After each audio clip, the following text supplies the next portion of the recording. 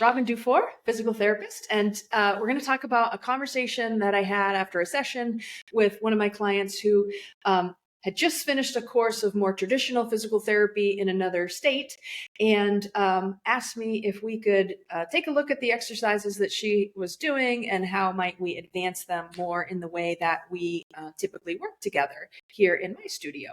So I thought it would be helpful because so many people get these same kind of rote traditional exercises that are they're just much more isolated, and the body, it's kind of one muscle group at a time and not as functional as we can get when we tap in with movement and we tap into the nervous system and we use our eyes and we're using ground reaction force, gravity, and all these things. So we're going to pull up some of these exercises and we're going to see how we can advance these a little bit. So here is, the reason for these exercises was some like hip and back pain. So pretty traditional. I see these all the time that people get at a more traditional physical therapy clinic. Not to say that they are wrong. I'm not saying that, but what I'm saying is that there are ways to make this type of thing a bit more functional and a bit more useful and efficient. Okay, so let's just take that top one there, lying on the ground, raising the leg. Now, sometimes that is a totally appropriate exercise, and don't get me wrong, I'm not saying that it's not. Okay.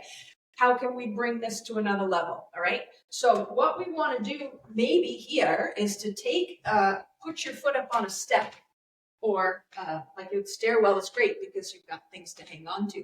But what we need to do here, so that exercise lying on the floor and raising the leg like this. So that is using the hip flexors to lift the leg. Okay. Not hard to see that. Functionally though, we don't walk like that, right? So we don't walk just from here to here, hopefully, we walk with a stride, okay? And so if we want to get more of a functional, more of a efficient strengthening and lengthening of those hip flexor joints, this is a great way to do it. Put your foot up on the stair, okay? And move forward and back. Let's maybe even circle around a little bit. It's a ball and socket joint. So we can't just stay one plane because it's a ball and socket. It allows for a ton of movement, okay? So there's a thought there, all right? And it could be on a rock, on a log. You could do it while you're out on a walk, anything like that. This next one, lying on your side and doing this. So you might say, well, maybe I just stand up and do that.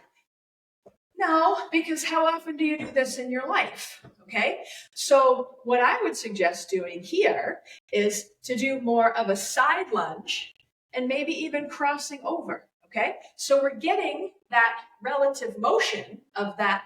It's called abduction of the hip, but let's take it through that nice fuller range. Okay, so that's an easy adaptation to that one right there. We could also do more of a side lunge, squat, maybe lift those hands up, side lunge, slide over there, lift those hands up. So you see how that's getting that separation of my hips, that abduction, but it's a much more functional movement for us. Okay, second one here. Well, we'll look at the top one. So like a bungee cord thing, that's cool, okay? Not sure how often anyone's doing this throughout the day, okay? So if you've got some bungee cords, right, what we might do for a similar kind of motion would be step back with it, okay? Take a little step back with it as you pull back. Get those hips moving with you. Get the whole body working together to get that a little bit more of a natural movement. Now, another move we might do here would be to spread those feet apart, okay? Do a little bit of a squat with it. Take it right down between your knees like this, okay? So the idea is don't lock ourselves into place and do only one muscle group at a time. The body just does not work that way, okay? So next here, we've got this nice lying on the floor and crunching the knees up, okay? Which is a nice early stabilization exercise, but it's probably, if you've done it for a little while, probably best to advance that a little bit, okay? So one idea here, it's not exactly the same as that, but we're getting a lot of the same muscle groups here. If you get yourself onto a wall in a plank position, so I'm not in a push-up position, my feet are far enough away from the wall that I'm leaning into it, so my core is engaged, okay? As opposed to lying flat on my back, my core is engaged here, and I'm gonna pick that knee up and I feel like my tailbone tucks under and flattens out my low back a little bit. So I'll do a few of those like that, okay? Do a few of those on the other side. Okay. This one I actually love. Child's pose is a great move, okay? Love this move. So we can make this a little bit different too, though, okay? So instead of only going straight back into that child's pose, put your hands over to one side, bring your hips off to the opposite side, and get a good, like, longer length through the one side of the body, and then the other. And do that over here too. So just a nice lengthening stretch. Like that, okay?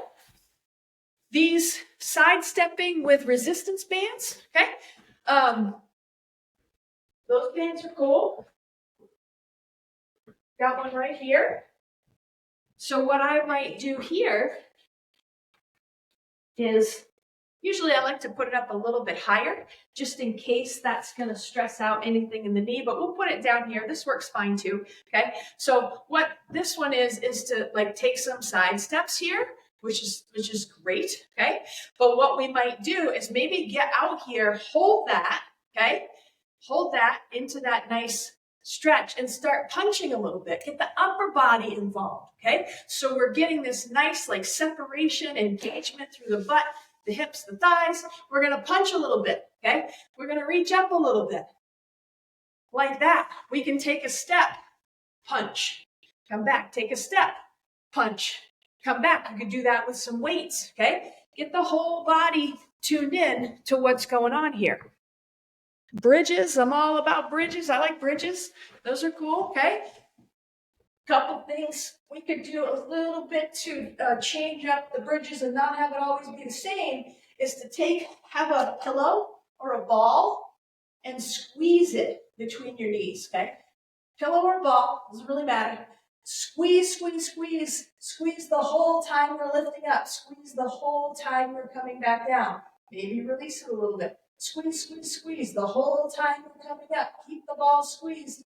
Come back down, okay? So that's just one. There's a bazillion other alterations that we could do for this. We kind of already covered that straight leg thing there, so we're not going to do that again. Okay, wall sits. All right. Static exercise. Okay. Again, you probably see the theme here. We're going a little more functional. Okay. So one adaptation that I think would be good here is to kind of turn this into more of a squat than a hold and sit. Okay.